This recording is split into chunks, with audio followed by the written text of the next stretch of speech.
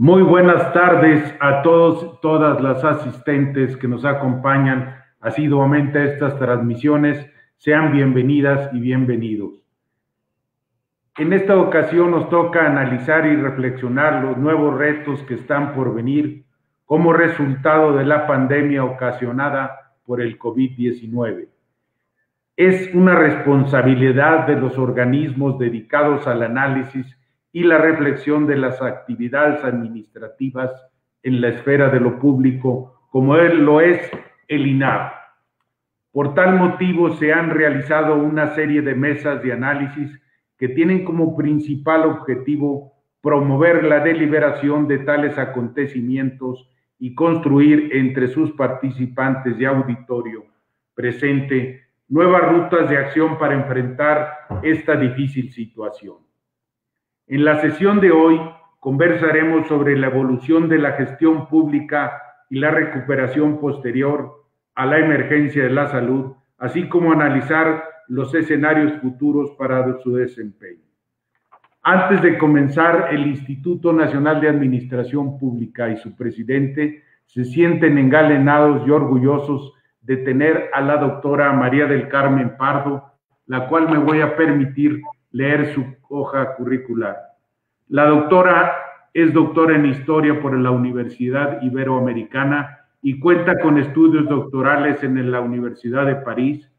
Fue profesora e investigadora del Centro de Estudios Internacionales del Colegio de México y autora del primer plan de estudios de la licenciatura en Política y Administración Pública en esa institución. Actualmente es profesora de la División de Administración Pública en el Centro de Investigación y Docencia Económica, CIDE, es miembro del Sistema Nacional de Investigadores, integrante del Consejo Rector de Transparencia Mexicana y es autora de los libros La modernización administrativa en México y una mirada de conjunto en la administración pública mexicana, entre otros. Ha participado, entre otros, sobre gobiernos locales como compiladora y coordinadora y como autora de numerosos artículos y capítulos.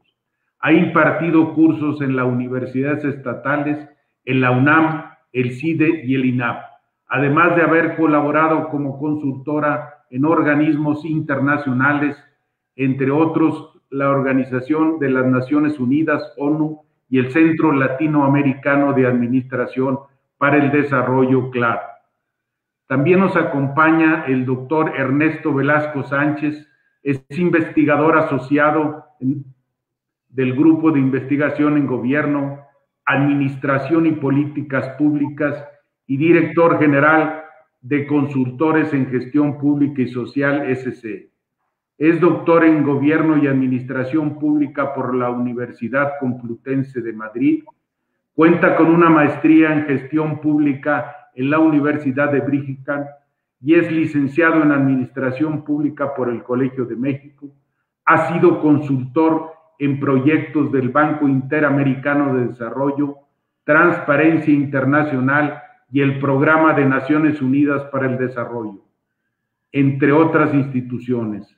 Se especializa en temas de gestión y organización pública sin fines de lucro, evaluación de políticas y programas en procesos deliberativos y fue miembro del panel internacional de expertos del Mecanismo Independiente de Revisión de la Alianza para el Gobierno Abierto. Ha facilitado procesos de gobierno abierto en Costa Rica, Ecuador, México, Panamá y Trinidad y Tobago. Nuestro tema de hoy estará subdividido. Empezamos con el tema que implica la respuesta de la pandemia y la recuperación posterior para la relación gobierno-ciudadanía. En la relación entre gobierno y sociedad es un enigma y debe empezar a replantearse toda vez que las reglas de convivencia y el significado del espacio público, pilares de la sociedad hasta el inicio de este siglo, han venido modificándose con celeridad. Empezaremos con esta parte del conversatorio con un breve esbozo, lo que podría estructurarse en torno a las nuevas reglas de convivencia. Le doy la palabra a la doctora Pardo. María del Carmen, buenas tardes. Buenas tardes, Luis Miguel. Muchas gracias por la invitación para participar en este conversatorio. Muchas gracias a ti, muchas gracias al INAP. Estoy siempre muy contenta de trabajar con Ernesto, que es alguien a quien admiro y quiero muchísimo. Y me trataré de concentrar en la primera pregunta que nos formulas, qué implica la respuesta a la pandemia y la recuperación posterior para el gobierno y para los ciudadanos. Lo primero que se me ocurre, y se me ocurrió a partir de la lectura que hice del artículo que escribiste hoy, es que esta pandemia resulta ser una suerte de boomerang que se le regresa a la sociedad o se nos regresa a las sociedades por haber, digamos, de manera muy simple y muy esquemática, haber cometido excesos, haber hecho un uso indiscriminado de recursos no renovables, porque no queremos dejar de utilizar esos recursos que no son renovables, porque algo que ha circulado mucho en estos meses tan terribles, el hecho de que la inversión estuvo puesta en otras áreas como los armamentos y no en investigación sobre temas de salud y sobre temas de infección y todo esto que no tenemos a la fecha, nada que nos permita salir, digamos, de este virus con tranquilidad. Bueno, dicho esto como introducción, yo no tendría una respuesta en términos de las implicaciones, sino más bien una respuesta sobre las respuestas que tenemos que formularnos a propósito de una tragedia, así la califico yo, como la que estamos viviendo, y es tener una especie como de recuento de un mapa de daños, de control de daños. ¿Qué es lo que esta pandemia nos ha dejado como saldo? No solo en términos de salud, que es muy grave, sino en términos económicos también. Y por más que aparecen, por lo menos en el caso mexicano, todos los días noticias y cifras sobre esto, no estamos claros del daño que está causando, y por ende tampoco creo que en esa medida tenemos respuestas respecto a su impacto, ¿no? O sea, la información ha sido muy fragmentada, ha sido información sesgada también, por lo menos en el caso mexicano, pero creo que no tenemos en ningún país un control de daño suficiente como para saber qué impacto tuvo y muchísimo menos qué respuestas puede haber hacia el futuro de lo que ha significado esta pandemia. No sé si me estoy extendiendo demasiado, pero No, tú me dices. estamos bien. Bueno, de manera muy esquemática también y simple, los daños son muy profundos y muy graves. No solo en términos de la salud, que es critiquísimo porque sencillamente las personas se pueden morir, nos podemos morir si tenemos la desgracia de adquirir este virus, sino en términos económicos, ¿no? Ya hemos dicho y hasta el cansancio hemos repetido cuántas fuentes de trabajo se están cerrando, auténticamente cerrando, y no van a volver a abrir nunca. Eso quiere decir que muchísima gente se va a quedar desempleada y se va a quedar desempleada durante mucho tiempo porque no hay otras fuentes alternas de trabajo que se abran. Si se cierran estas, difícilmente se abrirán nuevas y esa gente se queda en la calle. El término de seguridad también es un asunto complicado, no solo en México, que es un tema crítico muy grave, sino en cualquier otro país donde efectivamente sigue y sigue y sigue el desempleo, porque las fuentes de trabajo se cerraron, porque no puede haber contacto, no puede haber convivencia, no puede haber aglomeración, no puede haber compra, no puede haber nada que implique reunir a más de X número de personas. Y lo peor el saldo que yo veo que es el más crítico es la vulnerabilidad en la que nos deja una tragedia como esta. No es que a partir del 1 de agosto, septiembre, octubre, noviembre ya vayamos a haber resuelto el problema. Quedamos expuestos todos a que esto te pueda pasar, te siga pasando, le pase a tus seres queridos y a los que no son seres queridos y nos pase a todos. Entonces, uno de los terribles saldos y en esa medida, ¿qué respuesta podemos encontrar? Es que vamos a quedar muy vulnerables a pesar de haber cumplido relativamente con las medidas, digamos, de seguridad que tuvieron que imponerse aquí en el mundo entero, aquí a lo mejor tarde, no lo sé, pero en el mundo entero sí, y sin embargo, cuando se regrese a esta cierta normalidad, la vulnerabilidad está a flor de piel. Entonces, para resumir, la respuesta a la respuesta sería que tendremos que tener una suerte de bola de cristal para saber cómo va a evolucionar esto y cómo estos saldos tan tremendos van a poderse ir resolviendo cuando ni siquiera se habían resuelto muchos de estos desde antes. Y me refiero concretamente a los sistemas de salud. Los sistemas de salud estaban en una situación muy precaria. Después de esto, van a quedar prácticamente vacíos y no hay manera de reconstruir estos sistemas porque no va a haber suficientes recursos.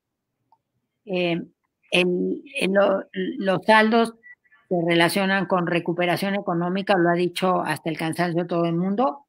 Yo añadiría con el fortalecimiento de sistemas de salud, que no veo cómo se pueda lograr, pero hay que hacerlo, y con comportamiento cívico distinto. No vamos a ser los mismos que fuimos a partir de mediados de marzo. Gracias. Gracias, doctora Pardo. Doctor Velasco. Muchas gracias. Gracias. Muchas gracias por la invitación al INAP, al presidente del INAP. Saludar a Mari Carmen Pardo, que fue mi profesora hace algunos años y que ahora es una colega con la que he tenido la oportunidad de colaborar muy fructíferamente en varios proyectos académicos y en varios proyectos de mucha trascendencia para la gestión pública en el país. Bien, yo creo que es importante encuadrar el tema del futuro de la gestión pública justo en lo que nos mencionaba Mari Carmen, que es dónde nos quedamos o dónde vamos a quedar parados una vez que la emergencia o la contingencia, digamos, sea relativamente manejada y tengamos que empezar a pensar hacia el futuro y hacia adelante.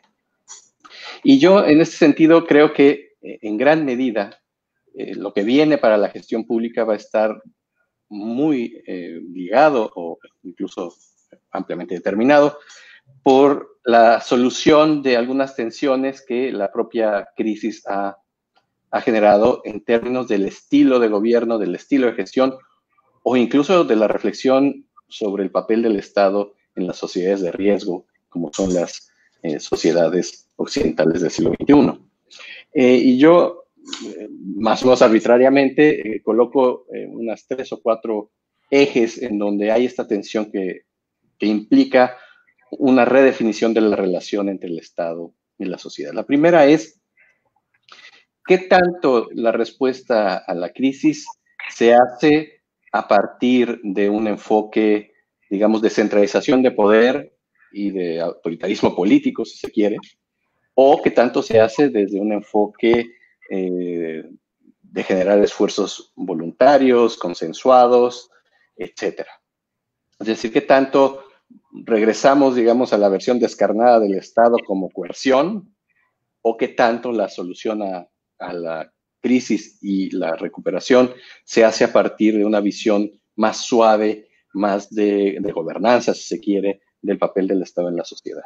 Entonces, y aquí, pues, en los en la discusión más macro, más amplia, internacional, pues están las posturas, de las cuales no hay demasiada evidencia, incluso justamente hoy en el The Economist hay un artículo acerca de esto, que postulan que los gobiernos autoritarios son más eficaces en el control de estos riesgos, particularmente en las pandemias, y que por lo tanto debería o suavizarse el espíritu democrático de los regímenes políticos occidentales, o de plano debería transitarse hacia regímenes de carácter más autoritario.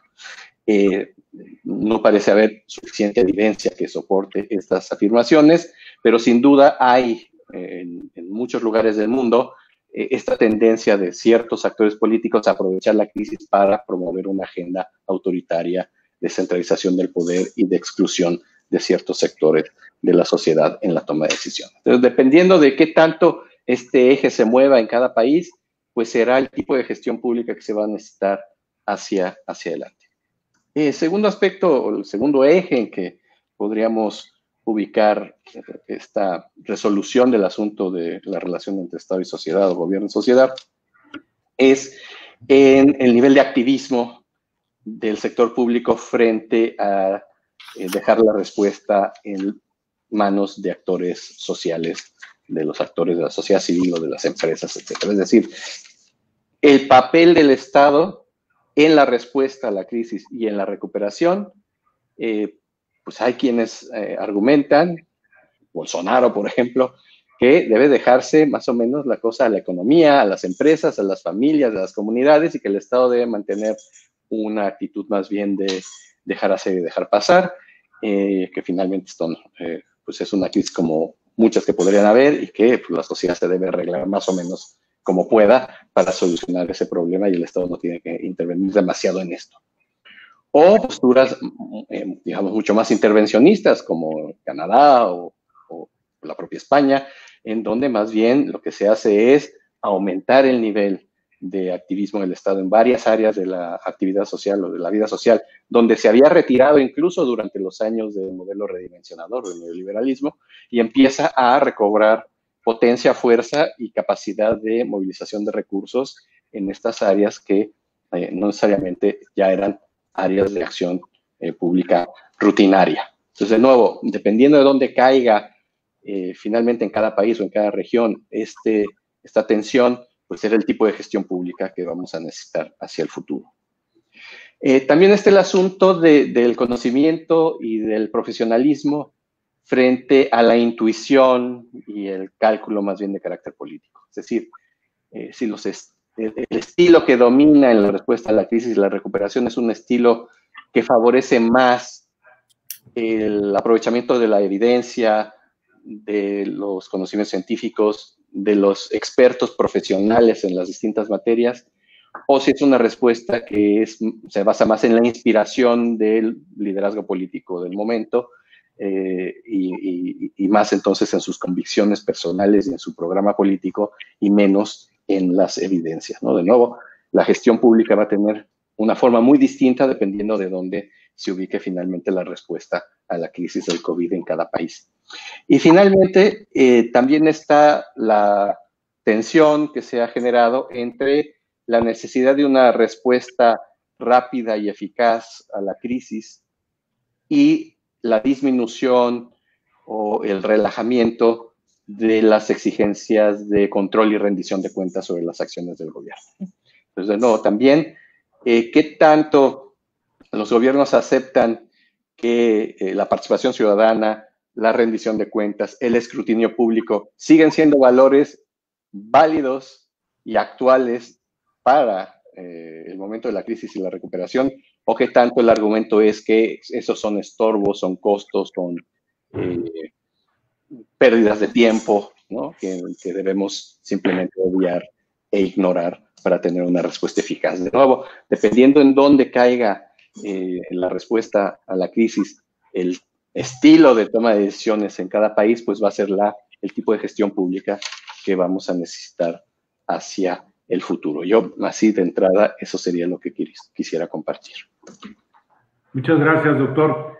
Yo, vería aquí, sin duda, que el sector salud es lo que tenemos muy claro que solo el sector público puede tener y que el derecho a la salud debe ser un derecho humano y no un derecho laboral. Dejar la estructura laboralista que tenía el sector salud, tanto prestado a través del Seguro Social como los que estaban en el apartado de los servidores al servicio del Estado, y lo demás era esa enorme bolsa del que no tenía seguridad social. Yo creo que la seguridad social, el sector salud o el sector de salubridad, como dicen los europeos, debe ser un sector público y tener derecho todos a la salud, porque de ahí parte, vemos la vulnerabilidad, si no tienes salud no tenemos nada. La economía, la rectoría del Estado en la economía, como se quería replantear, pues no está muy claro que se haya tomado una decisión de determinar que la economía está así. Yo lo veo que no estaba bien la economía antes de esto y hemos perdido en 3 meses la caída de la planta productiva. Hablan de 1 millón de pérdida de empleos que se pierden en 3 meses, pero como dice la doctora Pardo, no es fácil recuperarlos, no porque se termine la pandemia, si es que se llega a terminar. Una cosa es encontrar una cura y otra cosa encontrar una vacuna, que no lo vería ya yo reflejado tan a corto plazo. Y lo tercero que vería yo, el tejido de la sociedad, cómo se va a hilvanar. Yo no creo que sea la sociedad ya misma. Y la democracia, ¿dónde quedó? Pues al final del día nomás va a servir para seguir votando. O sea, la democracia en sí misma, ¿cuál sería el objetivo? En fin, yo serían estos planteamientos que dejaría ahí. Y bueno, para pasar a otro tema, ¿qué permanecerá y qué cambiará en la gestión pública? En este segundo bloque hablaremos sobre los elementos que permanecerán y qué cambiará en la gestión pública a consecuencia de esta pandemia. Nuestros especialistas profundizarán más sobre estos cambios estructurales en el quehacer de los servicios públicos y ahondarán con mayor detenimiento en el nuevo diseño institucional que, según la coyuntura internacional, podrían empezar a presentar serias modificaciones estructurales para responder al desafío que está por venir en las siguientes décadas. Doctora Pardo, por favor. Sí, gracias. Yo haré una reflexión que también parte primero de una idea como más general para descender hacia el final de mi intervención en el tema de gestión pública. Digamos, lo que va a cambiar es mucho. Creo que se van a registrar no solo cambios en plural, sino vamos a vivir una situación absolutamente distinta a la que teníamos antes de que sucediera esta tragedia. No solamente es una secuencia de cambios, sino imagino un escenario que ninguno de nosotros había conocido, que es inédito y que por lo tanto tampoco tenemos muy claro cómo comportarnos o cómo actuar o cómo decidir dentro de ese nuevo escenario. Vamos a tener un país distinto, una ciudad distinta, una institución en la que trabajábamos distinta, un lugar, digamos, de encuentro social distinto. O sea, no vamos a regresar a lo que teníamos antes. Eso es lo que cambia, porque de hecho tampoco nosotros vamos a ser los mismos, ¿no? Este sentido, digamos, de pérdida de certidumbre respecto a tu salud, respecto a tu situación económica, respecto a tu desarrollo profesional. En el caso de las instituciones de educación superior, estamos regresando a una situación en la que los profesores, una gran parte, perdieron ya los seguros de gastos médicos, ya los perdieron, están perdiendo ingreso, están perdiendo prestaciones que tenían que ver con la seguridad de sus familias. Esa es la situación a la que nos vamos a enfrentar, que registra estos cambios, pero que su cualidad va a ser otra. O sea, ya no es la ciudad, ni el país, ni el lugar de trabajo que dejamos, va a ser otro. Dicho esto, yo creo que en el caso mexicano no se entendió claramente nunca que la administración pública era un recurso preciado y precioso para la gobernabilidad y para intentar esquemas de gobernanza. No se entendió esto y se ha ido desentendiéndose de esto cada vez más, hasta llegar a la situación en la que nos encontramos hoy día, en donde el gobierno parece estarse supliendo por un grupo de iluminados que en la mañana nos dicen qué hay que hacer, ¿no? Y se obvia toda una estructura de gestión que estaba puesta al servicio de lo que necesitaba este país, con muchos asegúnes, con muchos problemas, con mucha corrupción, pero que estaba respondiendo a lo que la sociedad estaba demandando. Quizá no de manera perfecta, quizá no de manera óptima, quizá de manera cara, costando, digamos, recursos que se invertían mal, pero la estructura servía para dar respuesta a la demanda. Cuando esta estructura se golpea, se desacredita, se minimiza, se achica sin tener mucha idea, digamos, de lo que realmente requiere la sociedad y requiere el país para avanzar. Si eso estaba sucediendo ya, no puedo imaginarme lo que va a ser una vez que regresemos en condiciones, otra vez, de incertidumbre, de vulnerabilidad y de restricción absoluta en términos de recursos. Yo estoy convencida de que la administración, los recursos administrativos de un país no son accesorios, no se sustituyen por voluntades. Hay todo un trabajo atrás de cosas que se hacen en la gestión pública cotidiana que son indispensables para mantener los equilibrios y para mantener el equilibrio social que es tan importante. Si eso se desprecia, si eso no se reconoce el valor que eso tiene, realmente pensaría yo que la situación esta de incertidumbre a la que vamos a enfrentar muy pronto va a ser todavía peor, porque no tendremos esta puerta de acceso y salida de lo que es un servicio público, digamos, no solo reactivo, sino proactivo en función de enormes necesidades que se van a estar presentando a partir, digamos, por ponerle una fecha que no es la fecha, el 1 de julio. Yo estoy muy preocupada de que se haya querido obviar a esas estructuras administrativas y que frente a un momento de incertidumbre tan grave van a ser todavía mucho más necesarias de lo que fueron antes de que se les hubiera puesto, digamos, en un segundo plano como lo ha hecho este gobierno. Gracias, doctora Pardo.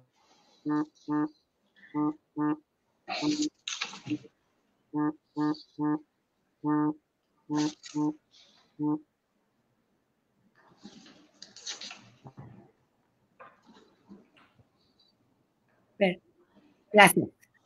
Gracias, doctora Pardo. Doctor Velasco, adelante. Gracias. Gracias. Sí, yo también concuerdo con Mari Carmen sobre la postura de debilidad en la que se encontraba la administración pública mexicana, y no solo mexicana, de muchos lugares del mundo, tras décadas de pues una subinversión en capacidades, también de franca corrupción en la operación de estas instituciones públicas y de un manejo pues no muy racionalizado de los recursos que quedaban para la administración pública. La receta, sin embargo, de lanzarse en este momento a hacer recortes indiscriminados, etcétera, pues tampoco suena una estrategia razonable, como no lo era en el pasado, de los recortes, sería rajatabla, entonces pues tampoco parece ser una estrategia adecuada en este momento. ¿Qué cambiará en la gestión pública entonces? O cómo veo yo hacia dónde se está moviendo la discusión sobre gestión pública, al menos alrededor del mundo, no necesariamente en México.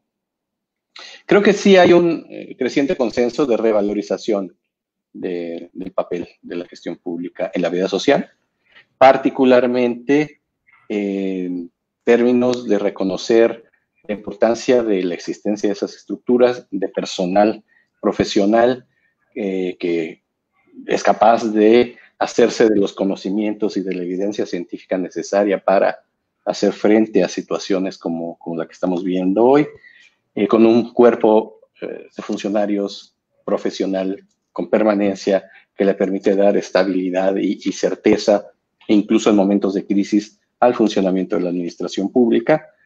Digamos, incluso la Secretaría de Salud, las personas que están incluso dirigiendo ahora la Secretaría de Salud, pues no son nuevos en esto, sino que han estado en varios periodos también en la Secretaría, y pues hay una revalorización de su papel como actores importantes de la gestión pública.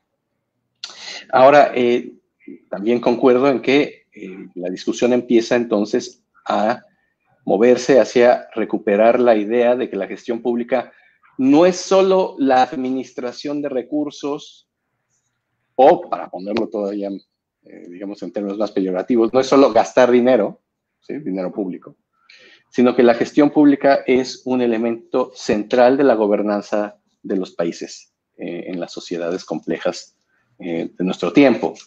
¿Y a qué me refiero con que la gestión pública es un elemento de la gobernanza? Porque el tipo de tareas y de funciones que realizan no son simplemente las típicas de la administración, ¿no? Entendidas como la administración científica, ¿no? La planeación, la dirección, sino que empieza a hacer una labor de puenteo y de construcción de consensos sociales también.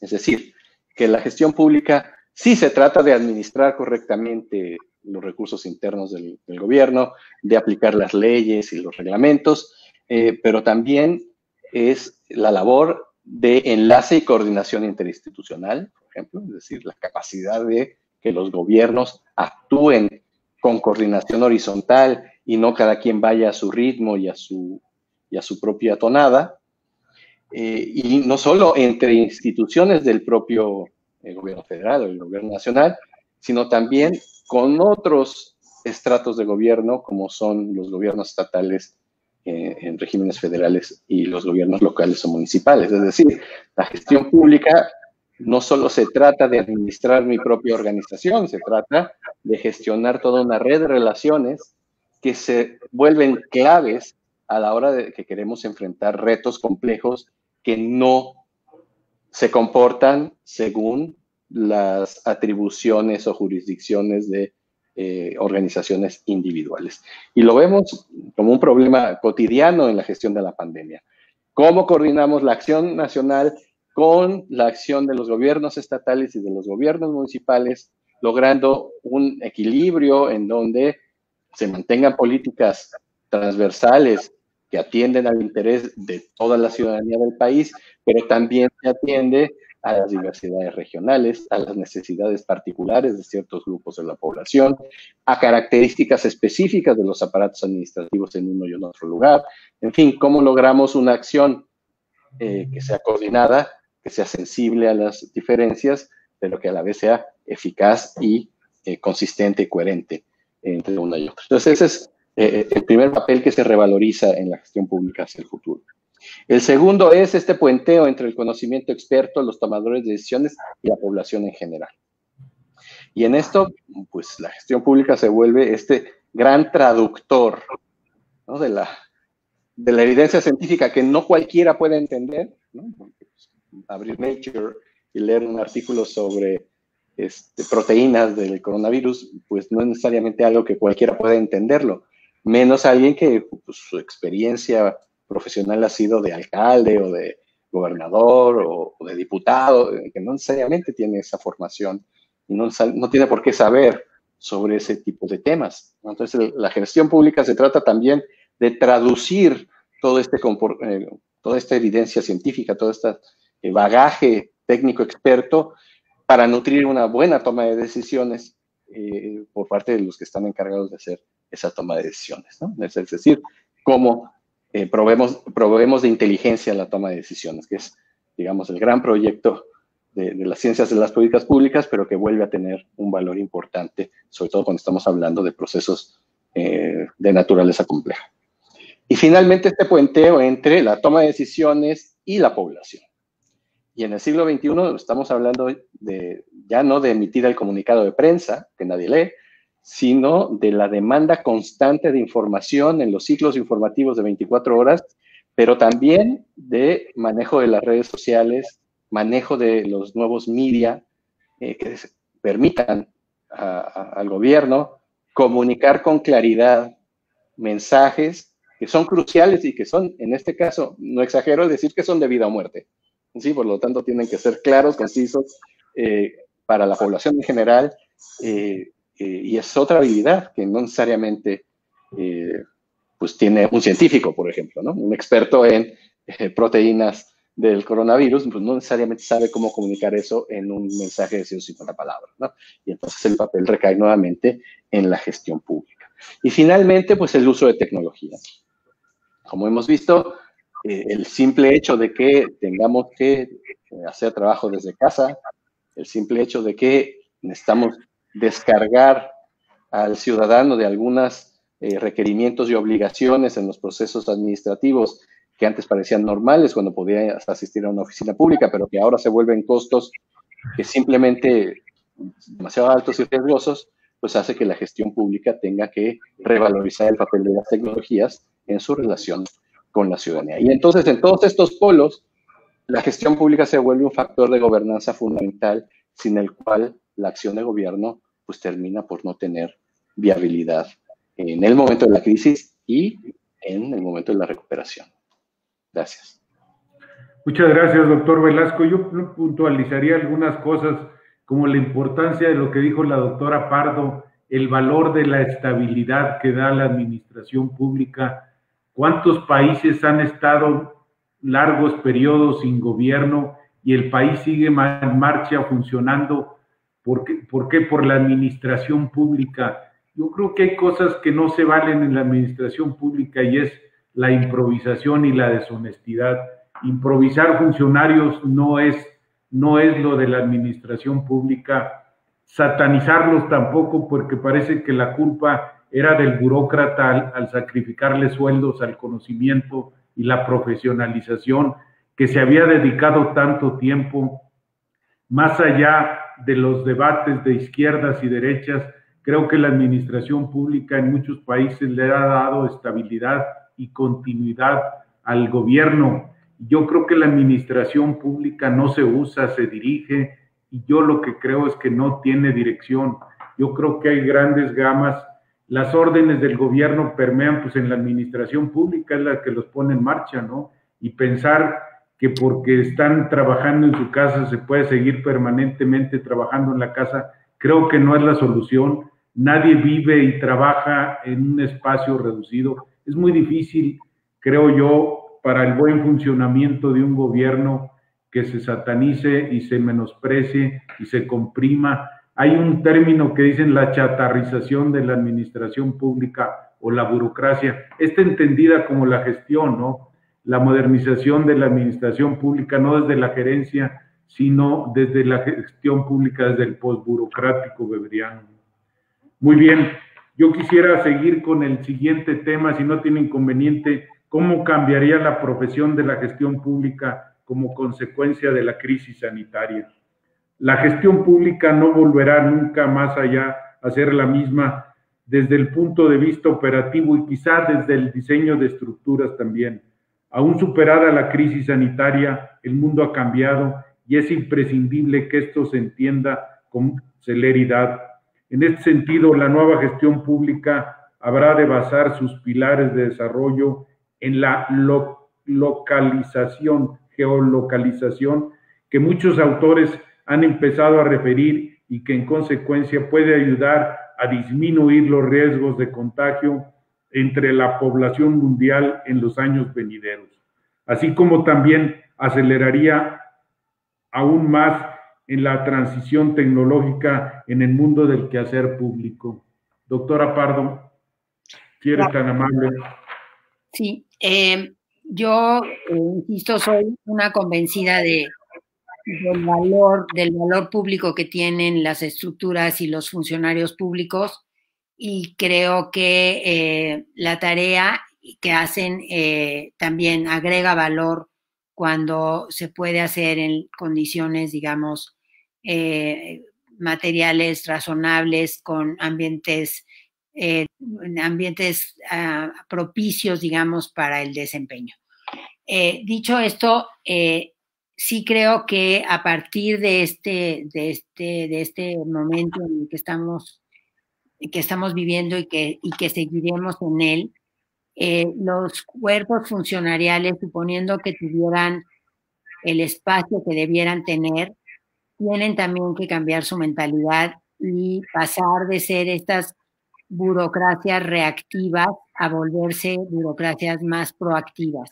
Siempre he sido defensora de los funcionarios públicos porque creo que juegan un papel crucial, pero es cierto que este modelo de apegarse al expediente, porque es una manera también de evitar, digamos, de tratar de contener la discrecionalidad cuando no la, digamos, cuando no la arbitrariedad, que todavía es peor.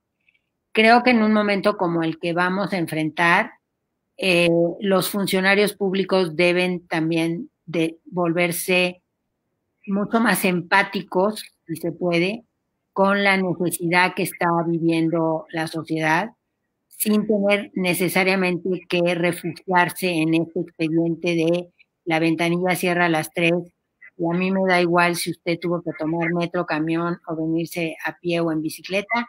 La ventanilla, digo, estoy ridiculizando, estoy poniendo un ejemplo más bien ridículo. Eso creo que eso tiene que cambiar. O sea, si tienen el espacio para poder trabajar, que se ha minado mucho en los últimos años, en estos 2 últimos años sobre todo, creo que si pueden tener su espacio de trabajo, tienen que volverse funcionarios más empáticos con la necesidad y alejarse un poco de su comportamiento tradicional, porque las necesidades, insisto, van a ser de un calibre insospechado y no vamos a poder que ese usuario de cualquier trámite que tenga que hacerse en una oficina pueda tener, digamos, ni el tiempo, ni los recursos, ni nada de lo que con los que contaba antes para poder iniciar su trámite. Del otro de la ventanilla se tendría que encontrar con funcionarios que actuaran, digamos, por ponerlo en términos muy coloquiales, como con otro chip, para ser efectivamente más proactivos y usar, si se puede, esto está muy estudiado en la literatura de implementación, la discrecionalidad a favor del ciudadano, y evitando obviamente la arbitrariedad. Esa discrecionalidad permite también, usada de manera positiva, innovar, tener respuestas distintas, tener respuestas creativas, tener respuestas rápidas y no entrar en esta lógica, digamos, de tortuguismo burocrático que muchas veces desespera a la ciudadanía y que también fomenta de muchas maneras la corrupción.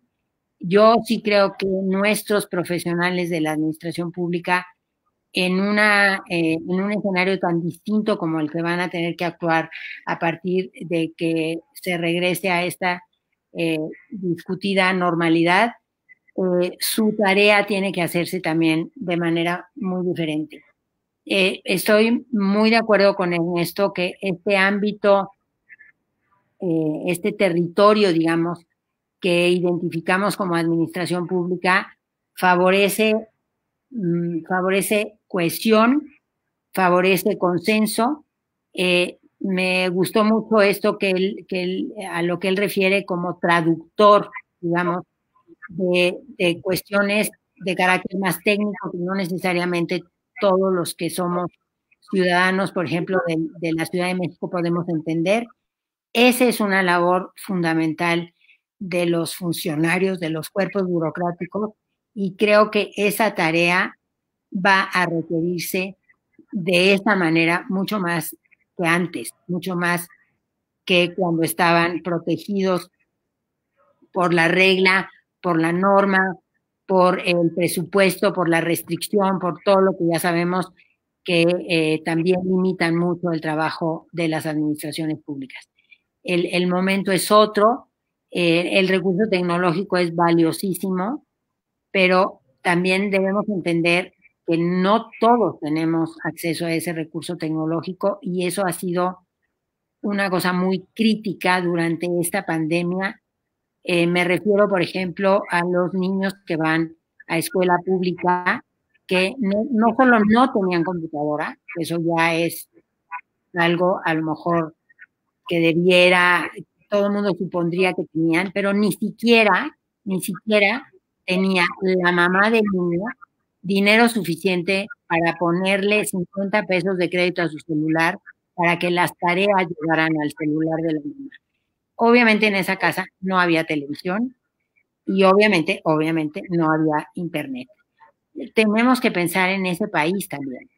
Ese país se va a quedar todavía más rezagado de lo que ya estaba, porque muchas de las cosas que van a estar más a nuestro alcance va a ser a través de una cosa casi mágica, que es el recurso tecnológico.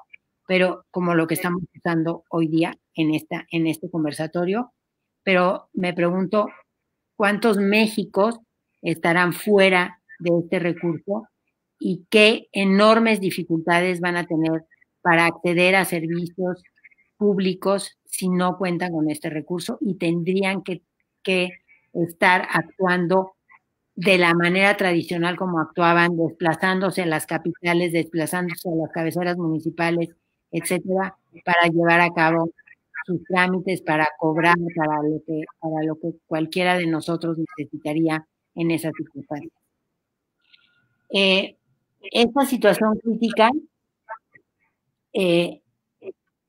tendría que exigir de parte de los profesionales de la administración pública no solo soluciones, sino, digamos, buscar la manera de allegarse los recursos para que esas soluciones operen. Digamos, siempre hemos funcionado con demanda-respuesta. Ahora ese binomio se vuelve mucho más complicado. Hay que buscar los recursos que permitan dar respuesta a la enorme y creciente demanda social que se va a agolpar. Y por otro lado, no podemos seguir permitiendo que se trabaje bajo esquemas de simulación, que yo hago como que te ayudo y tú haces como que votas por mí, porque esto no nos va a poder conducir a nada bueno, enfrentándonos a estos muchos Méxicos que van a estar en una situación de carencia mucho peor de la que ya estaban, y que se podían dar el lujo en todo caso de decir, si me ayudas y me das mi beca, yo voto por ti, cosa que no necesariamente sucedía así. Esto de la simulación de que te apoyo y tú me apoyas, yo creo que se tiene que acabar, porque la circunstancia en la que vamos a regresar no va a permitir estos márgenes para la simulación. Y el funcionario tendría que comportarse de una manera tan proba y tan comprometida, que no necesariamente tendrían que estar pensando en términos de su poder político, de su próxima elección, del próximo puesto al que voy a llegar, que es un poco la lógica en la que se han comportado los funcionarios en muchos países, no solo en México, y que la situación, digamos, de cierta estabilidad que teníamos lo permitía. Ahora la situación a la que vamos a regresar no va a permitir esos juegos de poder, va a exigir un compromiso mucho más claro de parte de los encargados de la función pública, de los encargados de lo público. Muchas gracias. Muchas gracias, doctora Pardo. Doctor Velasco, si es tan amable. Sí. Yo quisiera hablar un poco, yo estoy de acuerdo con todo lo planteado por Mari Carmen respecto a la relación entre gestión pública y digamos, la sociedad en general. Me limitaré entonces a aportar cosas sobre el funcionamiento interno de las organizaciones públicas y cuáles son los retos que yo veo hacia adelante. En primer lugar, creo que el gran riesgo es que regresemos a patrones de culturas organizativas en el sector público idénticas a las que teníamos antes del coronavirus. Ya apuntó algo Mari Carmen en este respecto, pero yo iría más lejos.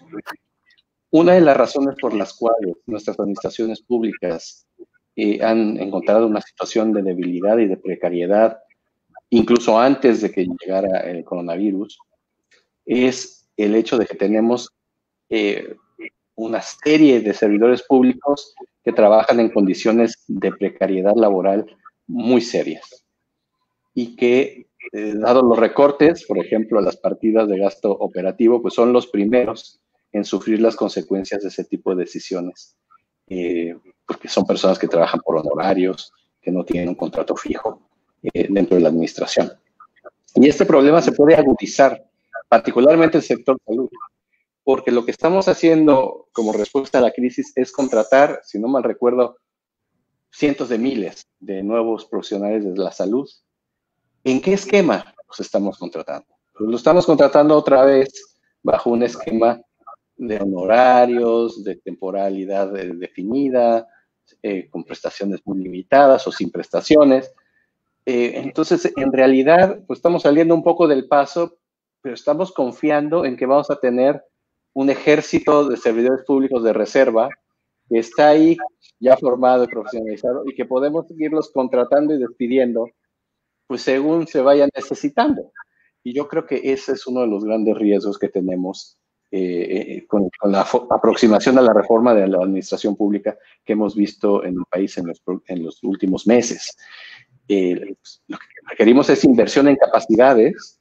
Efectivamente, no necesariamente todo el gasto que se realizaba por parte de las instituciones públicas era justificado o razonable, y habría que revisarlo, pero otra cosa es simplemente, como bien decía el presidente, chatarrizar a la administración y tener un lumpen proletariado de servidores públicos que entra y sale casi a destajo, ¿no? Yo creo que esa es una de mis preocupaciones principales, el no darle a la función pública su papel dentro de las estructuras del Estado y no invertir en tener cuerpos profesionales en condiciones laborales dignas. Otra cosa que tenemos que empezar a pensar hacia dónde vamos a cambiar es incluso el ambiente físico en el que trabajan las administraciones públicas. Y justo hoy en el New Yorker hay un artículo acerca de las implicaciones del coronavirus para la arquitectura y el diseño de los espacios. Es el adiós, según este artículo, el adiós a las oficinas estas abiertas, ¿no? Porque empezamos a requerir barreras físicas que impidan la dispersión de este tipo de virus. Por lo tanto, tenemos que empezar a pensar en espacios de oficinas públicas que se parecen más a cómo eran las oficinas públicas de antes, ¿no? Y menos a esta moda del loft de escritorios sin paredes, sin restricciones físicas. Entonces, ahí también tenemos que empezar a pensar, digamos, estoy hablando del espacio físico como una metáfora de todas las condiciones laborales del sector público. Es decir, vamos a tener que repensar muy seriamente cuáles son las condiciones en las que trabajan los profesionales de gestión pública en los meses y años por venir. Y sin duda, una de las cosas que también creo que es importante resaltar es si vamos a regresar a una cultura y a un clima organizacional basado en la desconfianza. ¿Sí? te quiero ver aquí 8 horas sentado en tu escritorio, aunque no tengas nada que hacer, pero tienes que estar aquí y checar tu tarjeta, porque no confío de que si no te veo, no estás haciendo tu trabajo. Eso no quiere decir que nos vayamos al home office, no estoy diciendo eso. Lo que estoy diciendo es, vamos a continuar con un modelo de ese estilo que es fundamentalmente desmotivador, que es fundamentalmente una fuente de desvalorización, ¿no?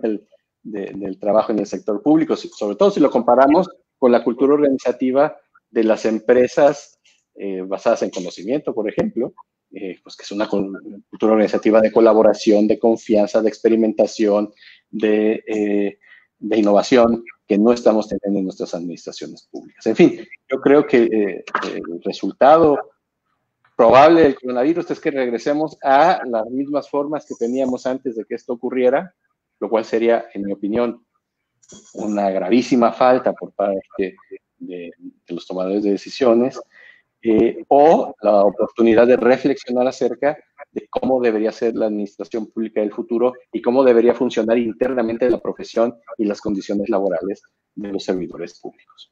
Muchas gracias. Muchas gracias, doctor. Pues sí, yo me quedo con la reflexión de la doctora Pardo, la discrecionalidad. Es muy difícil meter en un reglamento todas las posibilidades para evitar la corrupción, pero sí el sistema, la administración pública, pero el sistema político en general está basado en la desconfianza, por eso es tan caro. Es decir, todo pensar que la administración pública está hecha en la base de la desconfianza. Simplificar y digitalizar es una alternativa para la discrecionalidad. Entre menos contacto tengas con el público es mejor, porque al final del día es el aparador de lo que decías, tú le das la discrecionalidad al autoritarismo, pero la mitad de la burocracia está en el sector educativo. Los maestros volvieron a sus canojías desde antes, ¿no? En este régimen se le regresaron todo lo que se había trabajado durante años para desarmar ese proceso, y es la mitad de la burocracia. Ahí está en el sector educativo. No es volver a lo mismo, pero yo creo que sí. Vean ustedes lo que todos los políticos inventaron, un sistema nacional anticorrupción con 7 ejes que no han trabajado hasta la fecha, y eso que se autorizó en el 16, ya tenemos casi 4 años y no ha funcionado. No ha funcionado porque, fíjate, todo lo que tienes que hacer, todo lo que se inventaron para evitar la corrupción, porque está en base a la desconfianza. El sistema nace desde lo negativo, anticorrupción, y ahí empiezas. Todos los delitos están tipificados en el Código Penal. Yo no creo que había que inventar, simplemente había que acabar con la impunidad, aplicar la ley. ¿Y eso dónde está? Pues yo creo que habría que invertirle al sistema judicial. Pero bueno, regresando a esto, yo les quiero agradecer a los doctores, a la doctora María del Carmen Pardo y al doctor Velasco su participación. A los panelistas se les hará una entrega de su constancia electrónica. Los videos de esta transmisión estarán en los canales de YouTube del Instituto próximamente. Y el próximo webinar que tenemos es la administración pública y la transformación digital, lecciones aprendidas del COVID-19, una nueva oportunidad, el día 24 de junio a las 18 horas. Los panelistas serán el maestro Luis Miguel Chong Chong, el doctor Freddy Martínez Navarro, la maestra Dinora Cantú Pedraza, y lo coordinará la doctora Esther Nisan Choffel. Muchas gracias por su atención y muy amables a todos, a los alumnos, docentes, asociados y simpatizantes del INAP. Doctora Pardo, muchas gracias por su participación. Doctor Velasco, muchas gracias por estar con nosotros esta tarde. Gracias, Ernesto. Gracias a quien. Gracias. A quien gracias a todos. la presentación. Buenas tardes. Muchas gracias. Hasta luego.